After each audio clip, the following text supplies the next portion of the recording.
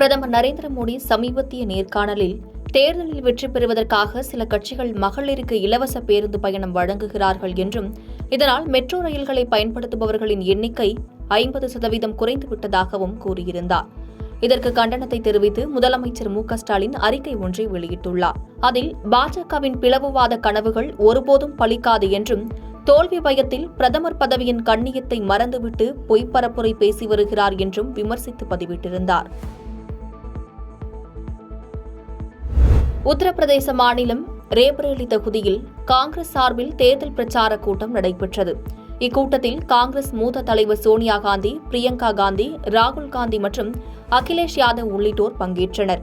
அப்போது ராகுல் காந்திக்கு ஆதரவாக பொதுக்கூட்டத்தில் பேசிய சோனியா காந்தி தனது மகன் ராகுல் காந்தியை ரேபரேலி தொகுதி மக்களிடம் ஒப்படைப்பதாகவும் அவர் ஒருபோதும் மக்களை ஏமாற்ற மாட்டார் என உருக்கமாக பேசி வாக்கு சேகரித்தார்.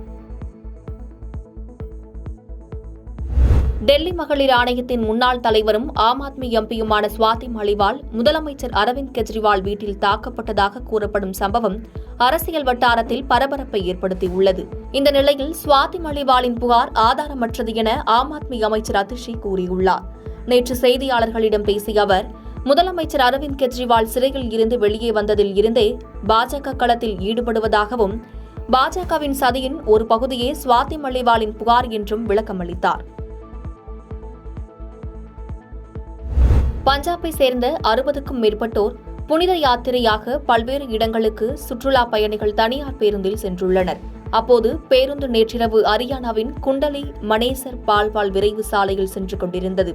நூ என்ற இடத்திற்கு வந்தபோது திடீரென பேருந்து தீப்பற்றி எரிய தொடங்கியது.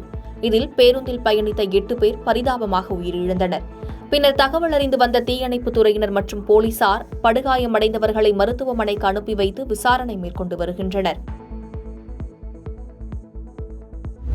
சென்னை கடற்கரை செங்கல்பட்டு வழித்தடத்தில் பராமரிப்பு பணிகள் நடைபெற இருப்பதால் சென்னை கடற்கரை தாம்பரம் இடையே இன்றும் நாளையும் என 2 நாட்கள் இரவு நேரத்தில் இயக்கப்படும் 15 மின்சார ரயில்கள் ரத்து செய்யப்படுகிறது. அதன்படி சென்னை கடற்கரையில் இருந்து இன்று தாம்பரம் செல்லும் மின்சார ரயில்கள் முழுவதுமாக ரத்து செய்யப்படுகிறது. தாம்பரம் மார்க்கமாக சென்னை கடற்கரையில் இருந்து தாம்பரம் செல்லும் மின்சார ரயில்கள் முழுவதுமாக ரத்து செய்யப்படுகிறது.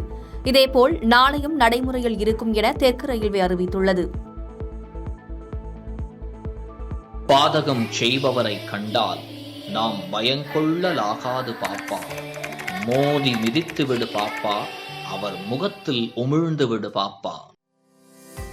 அண்மை செய்திகளை உடனுக்குடன் தெரிந்து கொள்ள இணைந்திருங்கள் இயம்நாடு தொலைக்காட்சியுடன்.